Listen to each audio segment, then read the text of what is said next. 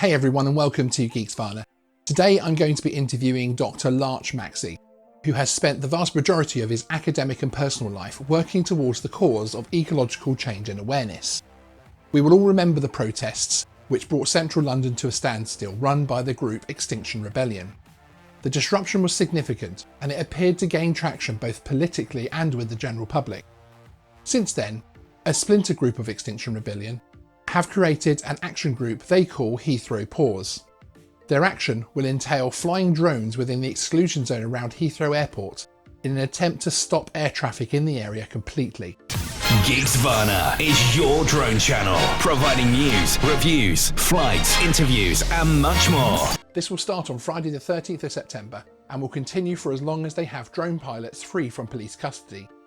So this action could last days or even weeks. As you'll hear in the interview, the group claimed to have put into place a significant amount of safety steps in an attempt to make this a peaceful, non-violent protest. However, in doing this, they have failed to consult even a single professional drone pilot or take into account any contingencies relating to failure of the technology itself, such as flyaways. Let's listen to the interview and hear from Dr. Maxey himself. Could you explain what it is you're actually proposing to do? So the proposal is to fly drones in the vicinity of Heathrow Airport, fly them in a really safe way, so small, lightweight toy drones below, head height or below, not in the flight paths, but within the restricted zone. So in the UK, Okay. The legislation says you cannot fly as a drone even an inch above the ground within 5 kilometres of an airport. So we're going to be breaking that law. So it's civil disobedience to highlight the climate and ecological crisis, the fact that societal collapse is accelerating towards us if we don't sort of turn things around and make serious changes really soon. When are you planning on taking this action? So the action's going to start on this Friday, the 13th of September. Okay. And it will carry on for as many days as we can manage according to how many pilots we have. Now, at the moment, we've got 35 people signed up to be pilots. So we'll be planning to shut down the runway, the airport, for a series of days, potentially 3 to 5 days. But it's possible that more people might see us doing that and want to join in. And yes, absolutely. We've got ongoing kind of training as in that case that happens. So Okay. we always, when we're doing our actions, opening up the opportunity for it to go non-linear, for people to come on board, and because we're in this unique position of this ecological crisis, this existential threat. Okay, so you're expecting around 35 people and you're spreading it across days. So do you have those people primed, some for the first day, some for the second day type thing? And yeah, each person that will be flying a drone has a support team as well. okay, It's part of an affinity group. So each affinity group will have some people flying drones. Everyone flying a drone will also be live streamed as they fly. And so that will cover not just the flying of the drone, but also the arrest. Everyone, part of the sort of safety protocol is that we will ring the authorities at least an hour before we fly in any one day, and then also call them once we've finished flying to wait to be arrested. It's very much an accountable, open action where we are willing to take the consequences of our action. what do you expect the potential consequences could be for those drone pilots? So the legal advice that we've had, excuse me, is basically it's quite, there's a spectrum of what could happen, and the legal stuff has to be seen within the context of the political situation as well. So what's most likely to happen is that we'll be arrested and then either released that day or held on remand for up to a week or two until we have our plea hearing. Okay. And the charges that are likely to come would be breaking the Heathrow bylaw or bylaws, and also potentially public nuisance, which is a UK common law. It's not a statutory law. Okay. What precautions have you taken from the point of view of the technology going wrong?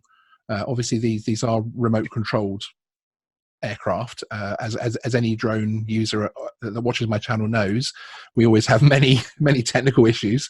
Have you taken any precautions from the point of view of flyaways and that type of thing?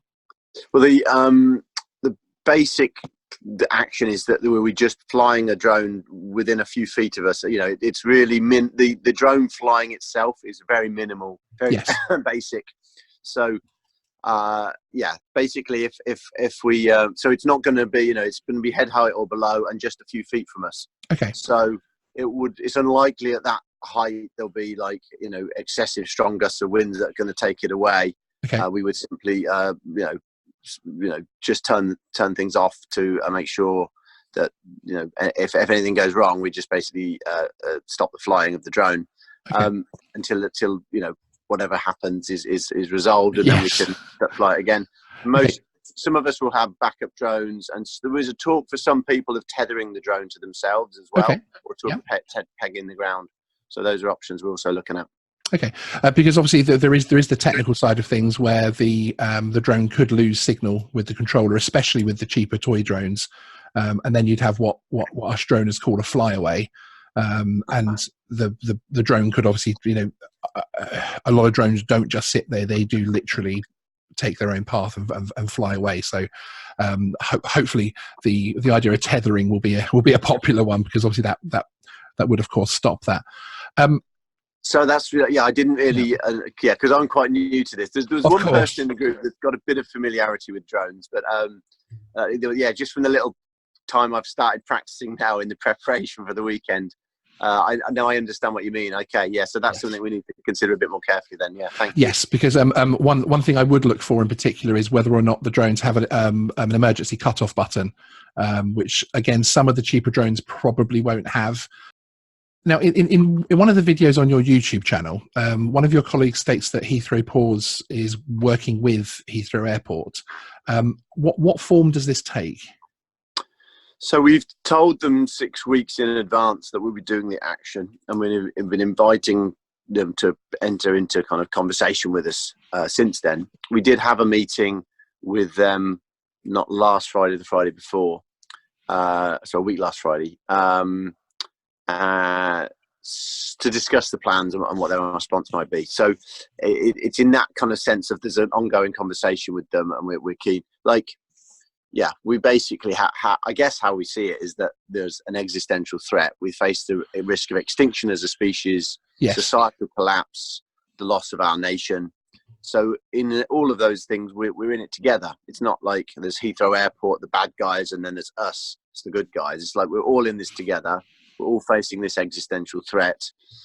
So it's like, actually, we want to work with everyone in that to try and see what we can do. You know, we want to get to the point where we recognise as a species we've got to pull together, and, you know, to face the biggest challenge that humanity has ever faced.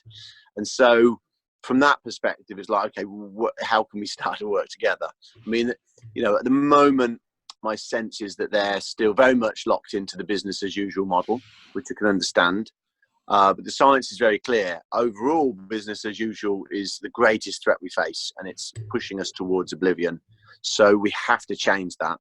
And so it's a challenge for Heathrow Airport Authority and for people like that are kind of locked into this carbon-intensive infrastructure. I probably know the answer to this question from one of your previous statements, but are any of your party qualified drone pilots, the PFCO qualification? No, none of us is qualified. In fact, this action is mostly people that are first time doing any kind of action, and also any drone flying. Wow. So we have been practicing the drone flying starting in the last couple of weeks. But yes, I definitely hold our hands up and say, you know, that's partly why I'm interested to come into this channel and connect with the world of drone flyers and people like yourself that have got far more knowledge around this piece of technology that we're using. No, but how we see it is we're just doing the very minimum we have to do with a drone in order to break the law around this drone, the restriction zone.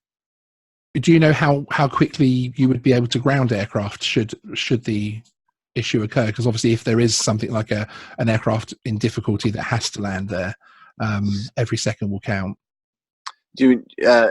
So basically the reason for giving them 6 weeks notice is that they can put contingency planning in, and when airports are shut down for strikes or for weather events or whatever, they reroute. So there's a standard procedure for that. So that's what we will be expecting them to use. So we don't envisage a thing where there's an aircraft that needs to land for an emergency reason.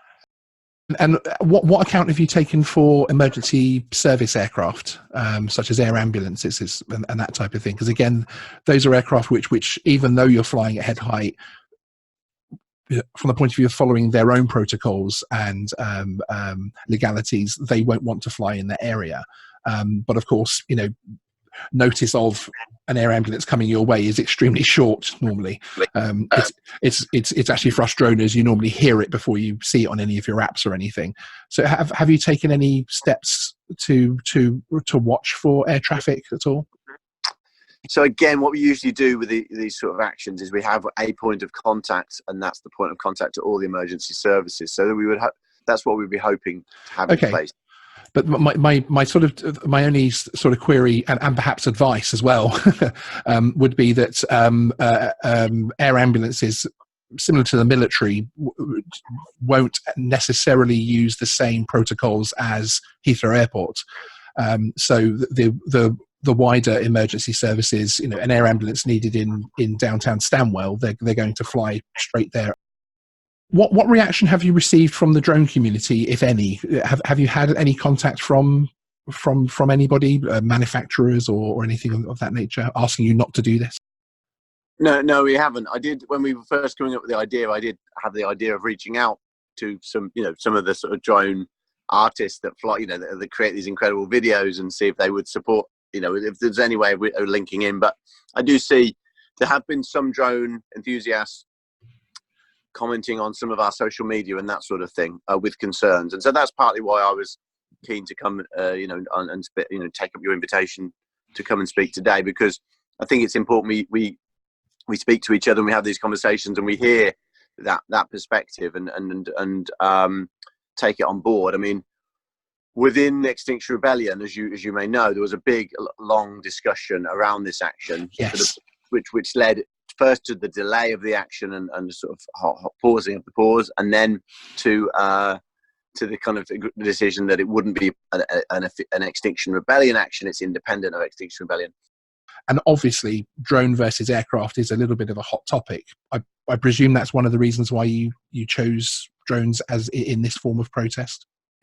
Yeah, I mean, specifically we chose them because the legal loophole gives us the potential to cause a unique amount of disruption. We know from the theory of change that we have to create a movement that's non-violent, causes disruption, that is respectful and has an element of self-sacrifice. And this action allows us to do that. And the level of disruption is unique. So if you think about actions which we've done on airports before because of the climate and ecological crisis, like the Heathrow 13, we've shut down a few planes for a few hours. We've never had the potential to shut down a whole airport for multiple days. So, okay. and that's only that potential is only made possible by you flying drones because of the legislation. And as you probably know, the legislation was changed to, I think earlier this year, to change it from a kilometre radius to a 5 kilometre radius. So it's kind of a blanket sort of, approach. Whether we use drones or not, once we're talking about the crisis, that's the thing that we need to bring into the room and to focus on. Okay. And I would say again that a bit like the argument before around potential risk for weaponization of drones is the potential risk of drones being associated with, in a negative light because of this action. There is a risk of that, and I'm sorry for that. But the risk of us, heading towards societal collapse is so strong now that we have to do everything we can. And there will be no drone flying on a dead planet. You have a group of people that are using technology which they perhaps don't fully understand or are fully experienced in, that the safety factors and the protections you're putting into place may not have the desired effect, from the point of view that things like flyaways, etc., and just the technological failure of a cheap drone could well put the action in jeopardy. So I sincerely hope that isn't the outcome for you. As we said before, I hope that perhaps the tethering side of things could be an option there. But yeah, I mean, is there anything else you wanted to say?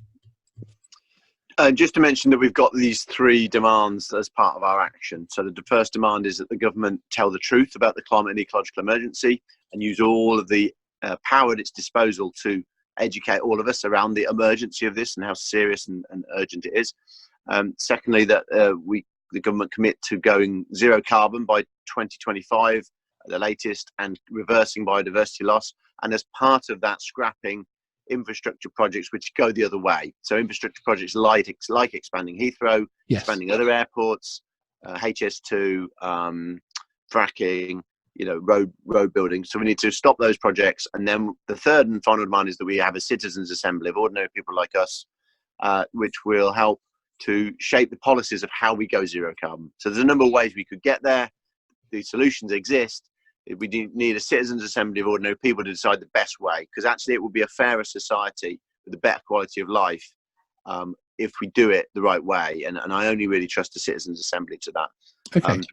And I guess the last thing then, that this action on Heathrow is part of that bigger picture. And I would very much like to be building bridges with the other communities of around HS2 and fracking and all that, and going towards October, which is a movement of movements, mobilization in London and around the world to bring a large disruption to London and other capital cities to highlight this crisis and to get those same sort of three demands met. Okay. And are those the demands which need to be met for the action to be stopped? Yes. Okay. So unless you physically run out of people due to arrest, etc., this action will continue until those three demands are secured. Yes, I mean there is a ground for saying if they, part of one of those demands would be stopping Heathrow. So there's a potential if they committed to stopping the Heathrow expansion, that we could take that as an interim. Okay. Part of our demand. But yeah, it's kind of that ultimately those are the three demands that would guarantee us not doing this action. Okay. And is there a potential there, because you are confirming obviously the height that you're flying the drones at and that type of thing? Have you had any kind of feedback that they may just ignore it? Yes, there's been a report that we saw yesterday, I believe, from an independent consultant who was sort of saying he doesn't. It was written in another journal, and I think it was an aviation Yes, sort of controller kind of journal, aviation words. And he was saying that, in his view, because it's not posing no threat, the flights can carry on as normal. However, the nature of these actions, when you have these four elements, non-violent disruption that's respectful and has self-sacrifice, is you create a dilemma for the authorities, and that's what we're doing. So if they chose not to apply their own laws, which they only brought in recently to control drone flights around airports, what would that be saying? That would be saying that they trust us not to have a flyaway, or not to, to do it safely, like we say we're going to. And I think that would be a very difficult position for them to justify. So there you have it. Despite their aims being pure and their message a passionate one, keeping in mind these pilots could end up spending serious time in prison, it appears they have not considered the basics which any drone flyer does every time they take to the air. Without knowledge of where they are flying, are emergency services such as the air ambulance supposed to avoid the entire area? What happens if there is a serious road incident requiring an airlift? Are we to suppose that vital time will be wasted contacting each of the pilots flying drones that day? Worse still, they do not seem to have taken any precautions to limit issues with technology. They have people flying drones, admittedly smaller toy ones, without much experience at all. Larch admitted they had no contingencies at all in place to combat issues of loss of radio connection and even flyaways. Surely, if you're planning a protest of this type, you should only be using drones which have a high reliability of connection, return to home functions and emergency cutoffs. Based on this, and as much as I personally support everyone's rights to peaceful protest, I cannot see how the Heathrow Pause group can state they have taken all safety steps when even the most basic of precautions taken by hobbyists are not present. This video will be watched by the group, and they'll be reading your comments. As Dr. Maxey stated, this is an opportunity for dialogue between our drone community and the protesters. So, do you support the group in their action? What are your thoughts? Let us know in the comments below. There is a link in the description to the Heathrow Pause YouTube channel. I recommend you take a look and watch some of the personal stories behind this action, some of which are compelling. If you're new here, please consider subscribing and hit the notification bell to get the latest drone news first. We will of course keep you informed of any developments with this story. We are actually intending on going to Heathrow Airport on Friday the 13th itself to have a look at what kind of impact it has.